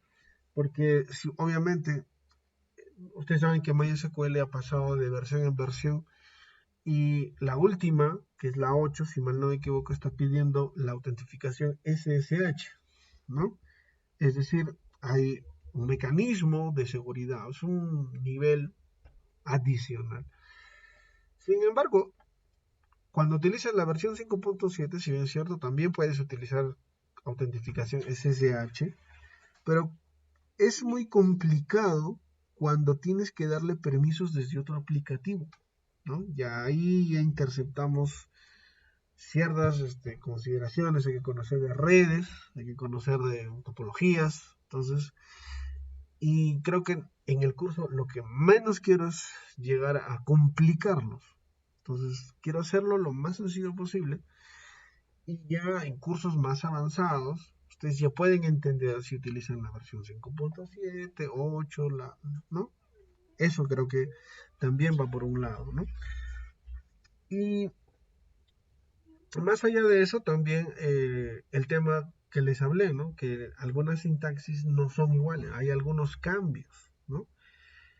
Por ejemplo, para algunas versiones de MySQL que son free, totalmente free, porque conozco, y la verdad, eh, hay sistemas que se hicieron en el 2011 con MySQL 5.0, es decir, la versión 5.0 de MySQL ya incluso ni siquiera puede soportar Workbench, ¿no? O sea, ahí utilizas, si mal no me equivoco, se llama el GWtools, el Kerry Browser, ¿no? Kerry Browser, por ejemplo. Hasta ahora he visto sistemas que trabajan con Kerry Browser. Ahora, ¿cómo han superado el tema de la seguridad? Ya lo han hecho pues a través del mismo software o en este caso el sistema operativo, ¿no? Algunos lo han hecho en CentOS, otros lo han hecho en Red Hat, pero levantan esas aplicaciones y yo veo que son robustas, o sea, no veo, y si tú comparas la ligereza que tiene la versión 5.0 de MySQL con las actuales versiones, pues la 5 le da a todos. Pues yo hasta ahora he visto software que trabaja y tienen, son las versiones más ligeras que tuvo MySQL, pero veloces, procesan. Solamente demoran cuando hacen consultas masivas. Ahí sí tienen pues un largo, pero cuando se trata de hacer un procedimiento, un trigger, una función, responden de forma casi inmediata a comparación de las nuevas versiones, que sí tardan 2 o 3 segundos más. He visto. Bueno, eso es en el campo, ¿no? O lo que he percibido en el campo. Leonardo nos dice, ¿usted recomendaría llegar a implementar una tabla para mapear los errores y brindar a su mayor entendimiento de estos? Bueno, si tú quieres el manejo de errores por tu lado, está bien, ¿no? En realidad, de eso se basan muchas empresas para ganar con la facturación electrónica. Ese es ¿cómo les digo? Ese es un mercado que justamente no está tan automatizado y es eso lo que nos da trabajo. ¿Por qué? Les digo, cuando un cliente tiene un error, lo primerito que hace es, obviamente siempre dice, es culpa del sistema. Nunca dice, o Sunat puede ser que haya cambiado la estructura, o Sunat tiene algo que ver en esto. No. Cuando sucede un error, inmediatamente ¿quién paga pato? ¿Quién es? El sistema. ¿Y quién es el sistema? Ya, te llaman y te dicen, mira, tengo un problema. Ahora, para algunos es un fastidio y para algunos es una oportunidad, ¿no? Entonces, en mi caso yo lo veo como una oportunidad porque al cliente le digo, mire, Sunat va a implementar ciertas condiciones y no se les explica. Hay clientes que te entienden, hay clientes que no. Pero entre eso hay clientes que te van a decir, ¿cómo puedo mejorar eso?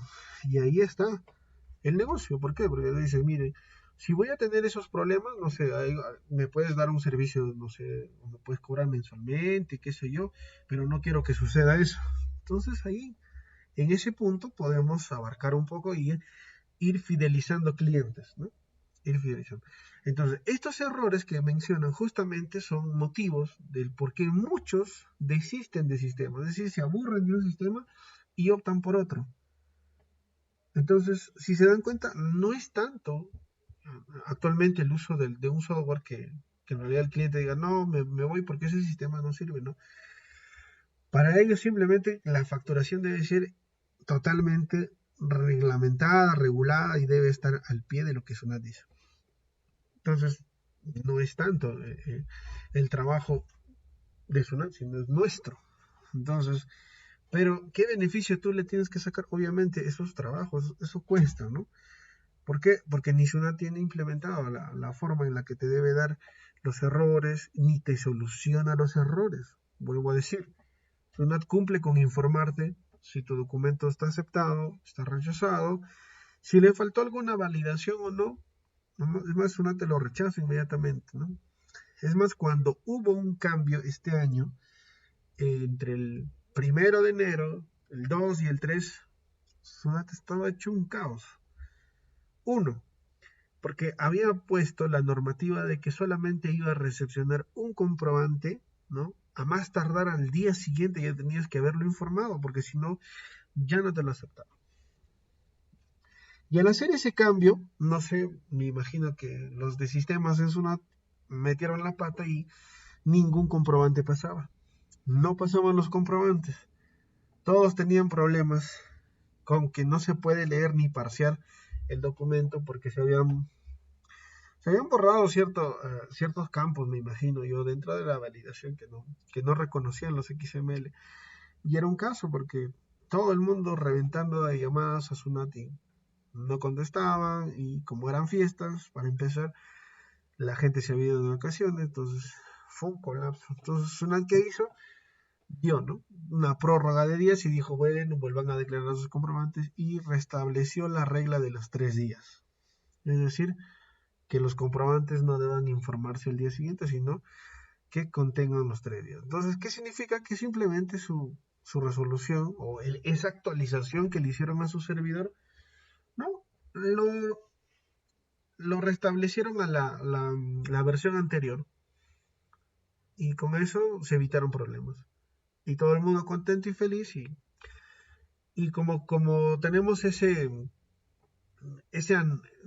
¿qué les digo? Ese chiste, ¿no? De los programadores, si funciona, mejor ni le toques, ¿no? Como siempre dicen, ¿no? Si estás programando, funciona, hace bien, ya ni lo toques, porque si mueves algo ¿no? ya no sabes ni dónde vas a corregir, porque saltan errores de aquí, de allá, entonces de muchos lados. Entonces, si funciona, ya ahí déjalo y que funcione. Entonces creo que con Sunat está pasando eso. Mejor ni toquen el servidor y lo dejan tal como está. Y hasta el día de hoy estamos trabajando así. Entonces hay momentos en los que Sunat te da ciertas pausas y te devuelve, ¿no? La factura fue aceptada, el código y el mensaje. Y en algunos casos te devuelve todo un contexto, te dice, ¿no? Que se leyó correctamente tales ítems, se verificó la versión de VL, entonces es indistinto, pero cuando te da una observación, por ejemplo, no te retorna un XML tampoco, sino te da un mensaje largo. Ahora, capturar ese mensaje y, digamos, qué sé yo, crearíamos algoritmos personalizados para cada respuesta de Sunat, y a veces es un tanto complicado. Entonces, ¿qué es lo que han hecho? Algunos muestran, ¿no?, ese mensaje y pues simplemente hacen el levantamiento de la información uno a uno, ¿no? Entonces, funciona de esa forma. Pero, como les digo, si ustedes en algún momento desean que eso pues, de alguna manera se gestione y tú tengas la posibilidad de hacer un software que automatice todos esos errores, pues todo el mundo va a acudir a ti, definitivamente, ¿no? Pero recuerda que nosotros, bueno, en mi caso yo tengo ya 5 años de brindar servicio de facturación electrónica y por más que a veces pienso automatizar, a veces yo veo que eso es una necesidad que a veces hace que el cliente siempre te esté necesitando, porque si no te necesita el cliente, luego no, no hay el soporte, ¿no? O al menos esas visitas periódicas que debes de hacerle a tu cliente para que esté contento y no te recomiende a otros clientes. Entonces, esa es una gran oportunidad que nosotros como programadores tenemos, ¿no? Que a veces una falla y falla a nuestro favor, o debería ser así, ¿no? Que falla a nuestro favor, no para que el cliente reniegue de nuestro software, sino para que diga, mira, es que como no es culpa del software, ¿no? En realidad es culpa de eso, ¿no? Pero aquí estoy para ayudarte, ¿no? Entonces, es la mejor forma de fidelizar clientes. Ahora, ¿hay un catálogo de errores? Sí, lo mostramos, ¿no? Aquí en el Excel, que se les pasó, ¿no? Vamos a encontrar en la última pestaña el listado, dice, no, perdón, dice, sí, listado. O fue códigos, perdón, códigos de retorno. Es la pestaña, bueno, la cuarta pestaña del final, ¿no? O sea, faltando 3 pestañas para culminar, ahí dice códigos de error. Abrimos, o mejor dicho, ampliamos la pestaña y aquí encontramos, ¿no? Código desde la 100, ¿no? Y la descripción. Ahora, Sunat en algunos casos te va a devolver esto, ¿no? 105, usuario no está activo. Así, te lo va a enviar. ¿Cómo va a haber momentos en los que no te va a enviar nada? Es decir, te va a enviar guiones así. Y en un ladito vas a encontrar el código. Digamos, vas a encontrar este código. 2079. Entonces, cuando tú dices código 2079, ¿qué tienes que hacer? Pues acudir aquí al Excel y buscas y dices, aquí está el error. Y ahí dice, no, el tag no contiene signature parte. Ya, entonces empiezas a revisar el XML. Algo tradicional que hago yo, normalmente todo lo que está acá, sí lo tenemos estabilizado en un sistema hecho por nosotros, obviamente, donde ya no voy al Excel, sino simplemente pongo el código y me devuelve, ¿no? Ya, entonces me indica. Ahora, esto, si lo vas a hacer, digamos, para un sistema que vas a atender a muchos clientes, sí, pues, ¿no? Tendrías que colocarlo tal vez en una tabla dentro de tu propio software y que consulte, ¿no? Y que te devuelva cada vez que identifique ese código y si Sunat no te trae la nota, que te muestre. Pero sería muy complicado hacer un sistema, imagínate, que responda a todos los códigos y que corrija, sobre todo de forma automática, estos errores, ¿no? Cuando son errores puntuales, tal vez lo podría hacer, pero en algunos casos no se podrían hacer, ¿no? Como por ejemplo, cuando te dice no se puede leer ni parsear, no te dice, pues, en qué parte del documento o en qué tag estás fallando, ¿no? Y les doy una anécdota, por ejemplo, que me duró algo de 3 días solucionar, ¿ya? Fue un punto, y les voy a mostrar acá.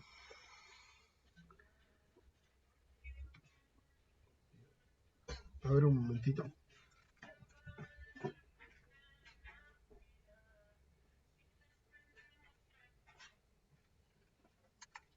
Ya. El error que tuve, y bueno, me demoré en 3 días más o menos a averiguar cuál fue. Ya, fue en esta parte. A ver, vámonos aquí a detalle. ¿Ya? Alter table, aquí. Y nos vamos a cantidad aquí. ¿Ya? Como ustedes saben, cuando hablamos de cantidades, ¿no? no sé si por acá o en todo caso en un Excel lo vamos a explicar mejor. Ya. Imagínate que yo tenga una factura, ¿no? Acá diga elite, es decir, el orden, la cantidad, la unidad de medida, la descripción, y por acá tenga yo el precio unitario y el importe, ¿no? Hagamos esta. Entonces yo tengo acá 1, 2, 3 productos, ¿no? Entonces que compre, por ejemplo, 10 manzanas. Entonces puedo poner así, ¿no? Decimales. A eso voy, ¿no? Que tenga dos decimales, ¿ya? Dos decimales. O tres decimales, ¿ya? Tres decimales. 10. Pero obviamente Sunat esto me entiende, sí me entiende, ¿no? Porque le doy la unidad de medida, unidad para Sunat es new, ¿no? Entonces yo digo manzanas. El precio unitario, digamos, es 3.50. Entonces, 10 por 3.50 cada uno sería un monto de 35 soles, ¿correcto? Ahí no hay problema. Ahora, digamos, compro 40, igual, ¿no? Vamos a hacer la copia nada más ya. Por 40 new de naranjas, ¿ya? Que esté un sol 50 cada naranja. Por las 40, esto sería, sería 4, 20, sería 60, ¿sí, no? Creo que sí, 60. Ya. Entonces, estos son importes, ¿no? Ahora, y digamos, le pido una bolsa plástica, ¿no? Entonces, una new bolsa plástica. Obviamente, digamos, me cobran 10 céntimos la bolsa. Multiplicado por esto, obviamente es 10 céntimos. No hay problema hasta ahí. ¿Correcto? Creo que todo va bien. Entonces, Sunat me validaba estos dos correctamente y de forma correcta. El error estaba aquí. Este es el error. Ahora, ¿por qué era el error? Porque cuando se trata de un producto que está afectado al impuesto, exclusivamente voy a decirlo así, al impuesto a la bolsa plástica, no debe tener decimales. Esto debe ir sin decimales. Es decir, debe ir así. Ese fue el error. Y cuando lo envías de esa forma, Sunat te acepta. Pero si lo envías con los decimales, no te lo va a aceptar. Va a rebotar constantemente el documento. Y cuando no encuentras ese error, imagínate, ¿no? Es complicadísimo identificar eso, pero nos tardamos 3 días en identificar eso. Y Sunat no nos devolvía ningún código de error, simplemente nos enviaba que el XML estaba mal construido y estaba mal construido. Y pues fue muy difícil, ¿no? Y imagínense, eran varios comprobantes que tenían ese problema. Cuando detectamos eso, pues la verdad fue una experiencia, porque Sunat no nos daba respuesta, pero cuando identificamos ese error, tratamos de, bueno, siempre en los cursos que dictamos les damos eso, ¿no? La experiencia que a veces tenemos para que no les pueda suceder a ustedes algo similar. Entonces, siempre hay que tener en cuenta eso, que a veces cuando Sunat te da errores, no necesariamente es porque tu XML está mal, sino también hay que revisar el tema de decimales, ¿ya? Si bien es cierto, Sunat te acepta decimales, sí, lo vuelvo a decir, pero hay una parte en la que si está el producto afectado al impuesto a la bolsa plástica, no debe tener decimales. Y eso ya lo vamos a explicar en la construcción, ¿ya? Sí, entonces, creo que ahí no hay ningún problema. Ahora, ¿hay un máximo de decimal que Sunat acepta? Sí. Ahora solamente me parece que te está validando 2 decimales. No puedes ponerle más de 2. Y por ese error de cantidad en el Excel de cómo armar el XML no decía el tipo de dato. Bueno, como les digo, cuando salía ese error de cantidad, a nosotros nos marcaba este error, ¿no? A ver, les voy a mostrar el código. El de nosotros era, no se puede leer ni parsear el documento. Creo que lo tengo más abajo.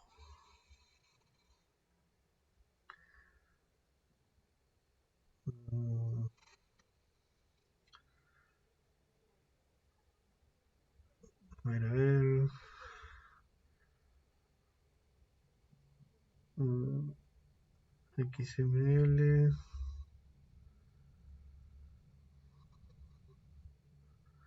No existe el dato. No existe. Ver.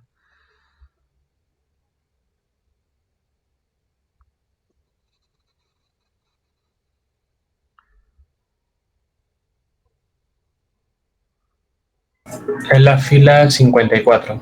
La fila 54, a ver. Vamos. Sí, porque me pasé, creo, por acá, ¿no? Aquí está. Este de acá.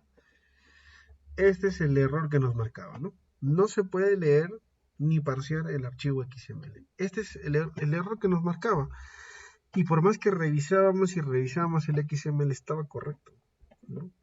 No había errores. O sea, ¿cuál era el error? Era este, que habíamos enviado con decimales los productos, pero la bolsa plástica debía de estar sin decimales. ¿Y saben cómo lo detectamos esto? Fue porque en algún momento, sí, ¿no? Alguien dijo, ¿y qué tal si lo mando todo sin decimales? A ver, vamos a hacer la prueba. Entonces, a todo le sacamos decimales, es decir, mandamos así, sin decimales, 10 y 40, así, lo enviamos así, y lo aceptó. Entonces luego dijimos, pero ¿por qué lo acepta? Entonces qué raro. Y probábamos otros comprobantes con decimales y lo aceptaba. Y en uno de esos vemos la diferencia, que había uno que tenía el impuesto y otro no. Entonces dijimos, a ver, haz la prueba. Esto envíalo con decimales, ¿no? Así. Y este sin decimales y lo aceptó. Entonces, para la regla general empezamos a probar y funcionó. Y por eso, de esa forma identificamos, ¿no? Ese error. Bien.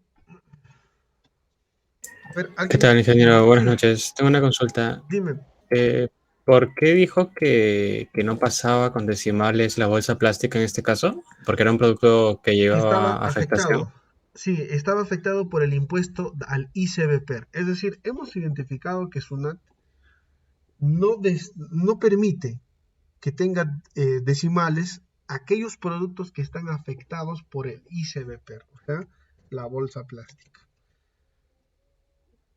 O sea, si yo, por ejemplo, a la naranja le pongo, le afecto por el ICBPER, no me va a pasar. Pero si no le afecta, normal. Entonces, en este caso, el producto que está afectado es la bolsa plástica, ¿no? Entonces, solamente en el caso del ICBPER o lo que es el impuesto a la bolsa plástica, no debe tener decimales, ¿no? Esa es la fórmula, digamos, que debemos respetar. Una consulta. ¿Y es necesario poner los decimales a la cantidad en este caso? No, si son productos que la verdad no necesitan ponerle decimales, no le pongas, ¿no? Ahora, ¿en qué casos es necesario? Por ejemplo, yo he visto empresas en las que obviamente no te venden de esta forma, te venden por kilos, ¿no? Por decir así. Entonces, no te venden 10 kilos, te venden 10.5. Y ahí está el problema, ¿no? Entonces se trata de mini markets, ¿no? Donde tienen su balanza, ¿no? Con código de barras y el cliente va, lo pesa y te dice, bueno, no, no te dice te voy a descontar 4 manzanas, te va a descontar en kilos, ¿no? Entonces ahí es el problema. Pero cuando se descuentan unidades, no hay problema. Le quitas los decimales y te ahorras ese problema, ¿no? Ah, Ajá, entiendo, gracias. así es. Listo. Bien, entonces vamos avanzando, ya, bueno, nos quedan pocos minutos, pero vamos a sacarle provecho. Ahora, lo que viene, ¿qué es lo que vamos a hacer? Vamos a crear el proyecto, o bueno, vamos a dar el inicio, la forma, los pasos a crear el proyecto, ¿no? En este caso vamos a irnos a la página de Spring.io, ¿no? Entonces, vamos, nos dirigimos a la página de Google y pone Start Spring.io, ¿no? La página donde inicializamos proyectos, ¿no? Esta es la página donde nosotros vamos a iniciar o crear un proyecto con Spring, ¿de acuerdo? Ahora, hay entornos como, por ejemplo, en Eclipse o en Spring Tool Suite, que esto ya lo tiene de forma preconfigurada y desde el mismo editor lo puedes crear. Es válido. Solo que yo lo estoy haciendo para entender de dónde proviene todo esto, ¿no? La página, y obviamente son algunos compañeros que están iniciando, entonces vamos explicándoles desde lo más básico. Entonces nos dirigimos a la página Start Spring.io, ¿no? Aquí nos dice claramente qué tipo de dependencias vas a utilizar, si vas a utilizar Gradle o vas a utilizar Maven. En nuestro caso vamos a utilizar Maven. Lenguaje de programación ya lo hemos identificado como Java. Y aquí tenemos, ¿no? La versión. Nos indica desde las 2.7.8 y vamos a dejar en la 3, ¿ya? Y vamos a configurar la metadata, ¿no? En este caso, el grupo de facturación hay que darle facturación, ¿sí? Vamos a ponerle así, facturación 2023. El artefacto también, ¿no? Vamos a ponerle facturación 2023, ¿ya? Y vamos a colocarle, este es un proyecto, ¿no? Este es un proyecto de Spring y Angular, vamos a ponerle, ¿no? Y bueno, el package por defecto, puedes utilizar Jarward, en este caso, como el frontend va a estar en Angular, lo podemos dejar en Java, pero bueno, también puedes colocarle Word, no hay problema. La versión de Java es importante, bueno, recomendable la 11, ¿ya? Y por este lado vamos a agregar las dependencias, ¿no? Ya que vamos a trabajar con Spring, necesitamos algunas librerías, como por ejemplo ahí nos solicita ya JPA, ¿no? JPA para hacer el modelado. Tal vez por ahí esto de acá te pueda llevar, ¿no? a algunas configuraciones, puede ser Spring Web, para que lo necesites. ¿Qué más?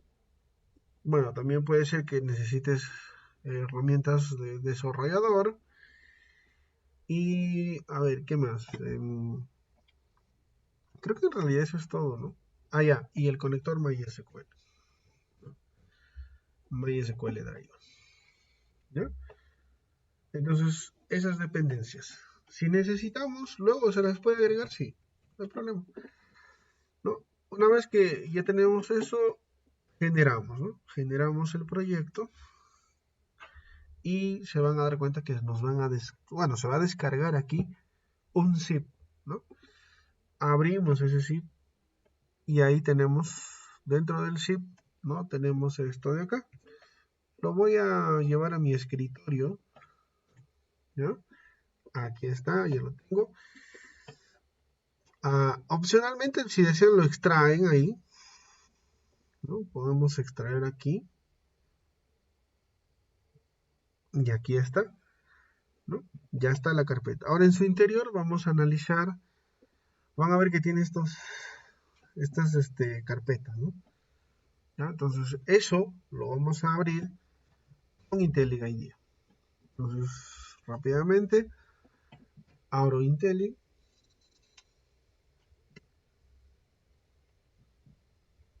¿No? Bueno, acá tenemos el proyecto del grupo anterior. Vamos a cerrarlo. ¿Ya? Ya está. Entonces, ¿qué es lo que hacemos? Abrimos ¿no?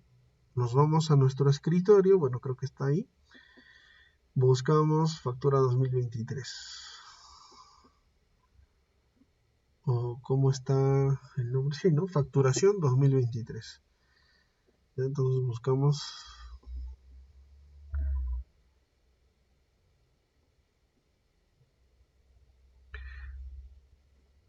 Está tardando. Me parece que está revisando todo el directorio.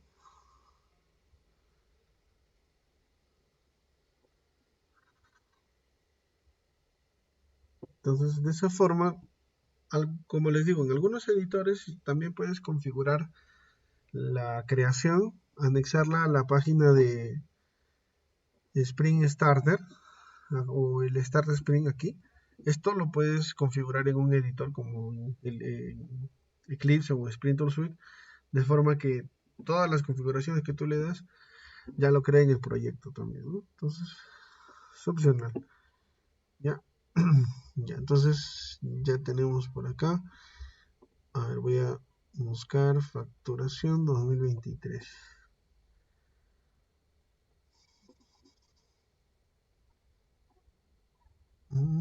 Qué raro, no lo reconoce.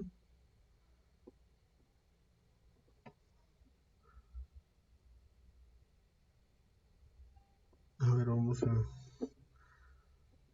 a volver a escanear en todo caso, ¿ya?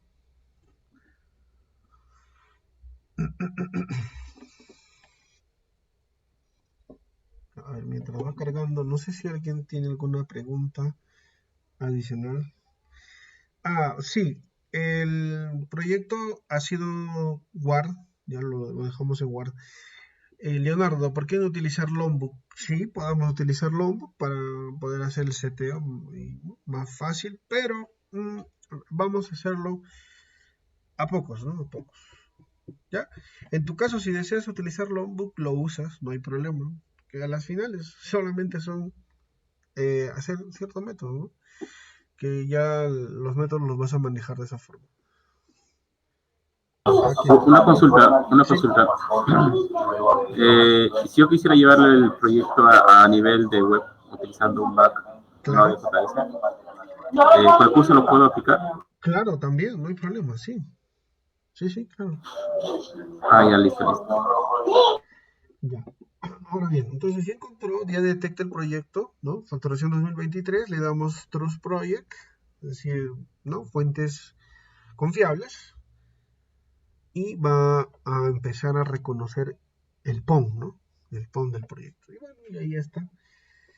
Ya tenemos el proyecto. Va a empezar a descargar las dependencias. Bueno, y esto sí va a tardar, ¿no? Un poquito, porque va a descargar todas las dependencias que le hemos indicado. Inicialmente, pues todo lo que hemos solicitado y va a empezar a descargar. Bueno, eso sería la sesión del día de hoy, ya con respecto al temario. Entonces vamos bien, ya tenemos la base de datos lista, ya tenemos al menos el proyecto iniciado.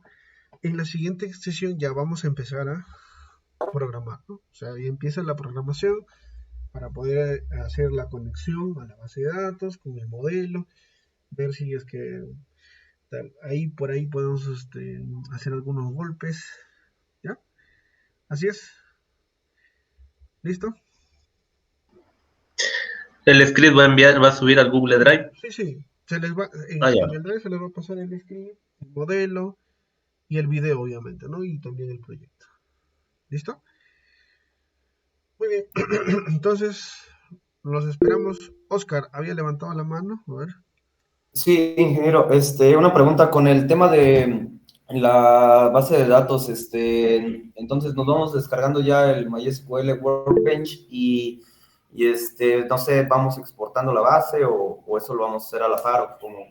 Claro, si van avanzando, vayan avanzando hasta donde tenemos. Pues si quieren replicar los pasos, obviamente, ¿no? Descarguen Workbench, vayan haciendo la réplica de lo que estamos haciendo en clase, vayan practicando, no hay problema. Sí. Rodrigo levantó la mano. A ver. Buenas. Profe, vi que creó el proyecto en la versión 3 de Spring. Sí. ¿Sí es necesario quizás instalar el GraalVM para poder levantarlo? Bueno, si es que vemos que lo necesita, hacemos la importación. Si no, no es necesario. ¿Ya? Bueno, vamos viendo, porque hay algunas versiones, por ejemplo, me ha pasado de la 2.7.3 que trabajamos el grupo anterior a la diferencia de la 3 que vamos a hacer, hay algunos cambios que se han dado. Pero en lo general he visto que el desarrollo no se ha visto afectado en nada. Pero, como tú dices, puede ser que por ahí se necesite implementar y lo tendremos que hacer. No hay problema. Ya. Está bien, profe. Gracias. Correcto.